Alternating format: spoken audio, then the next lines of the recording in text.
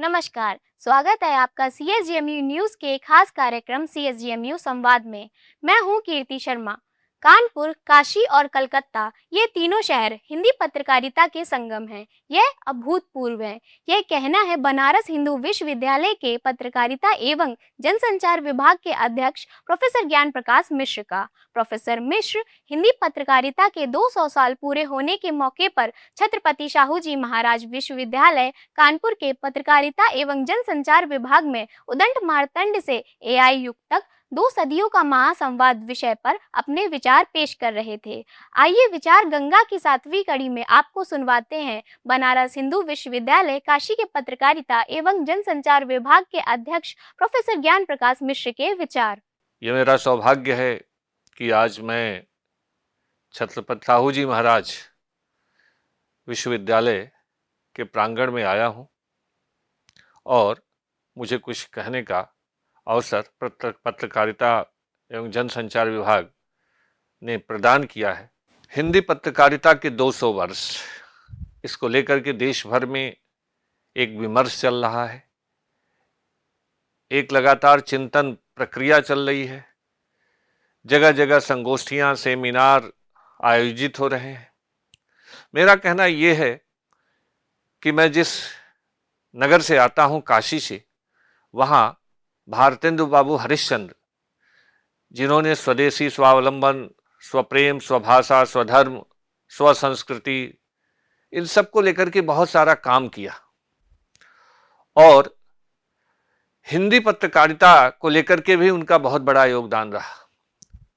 आप जब बात करेंगे बाबू हरिश्चंद्र की, तो उनका यह वाक्य, यह शब्द हर भारतवासी के अंदर गूंजता है और विशेषकर हिंदी जो भाषी बेल्ट है उसमें तो अक्सर ही गांव से लेकर के और शहर तक जो पढ़ने वाला तबका है उनके बीच में ये चर्चा होती रहती है कि निज भाषा उन्नति है सब उन्नति को मूल, बिन निज भाषा ज्ञान के मिटे नहीं को सूल।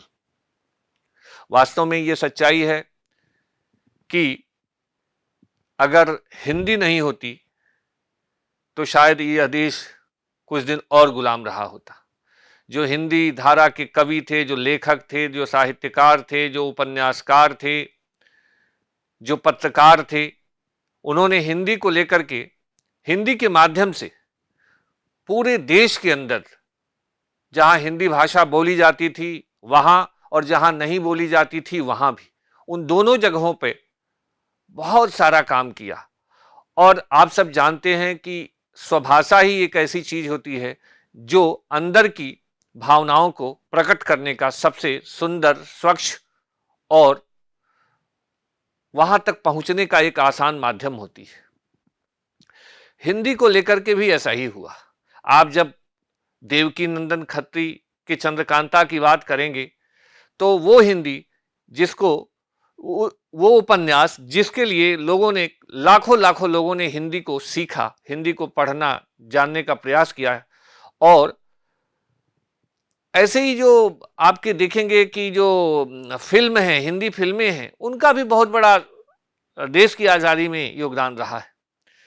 तो हिंदी पत्रकारिता, और आप जब हिंदी पत्रकारिता की चर्चा करेंगे तो कानपुर, कलकत्ता और काशी, इन तीनों का जो एक संगम है वो एक अभूतपूर्व है।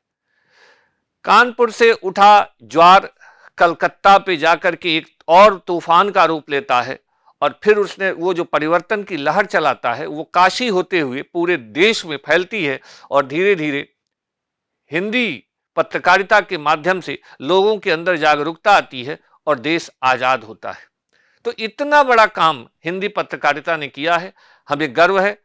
मैं काशी हिंदू विश्वविद्यालय में भी हिंदी पत्रकारिता के 200 वर्ष पे एक बड़ा कार्यक्रम किया था मैंने, और इस विश्वविद्यालय में भी एक बड़ा कार्यक्रम हुआ था। और ऐसे ही देश भर के अन्य जो शिक्षण संस्थान हैं वहाँ बड़े बड़े कार्यक्रम हो रहे हैं। तो ये हिंदी पत्रकारिता के 200 वर्ष एक मील का पत्थर साबित होगा निश्चित रूप से। और जो पत्रकारिता के क्षेत्र में जो मिशन और प्रोफेशन का जो एक संघर्ष है, फिर पुनः पत्रकारिता में तो कहूँगा कि फिर उसी मिशन मोड में आ रही है। और हिंदी पत्रकारिता जब अपना 200 वर्ष इस 30 मई को पूरा करेगी, उसके बाद पूरे देश के अंदर एक नए ज्वार, एक नई संस्कृति और एक जो प्रगति और परंपरा का समन्वय है, ये दोनों दिखाई देगा।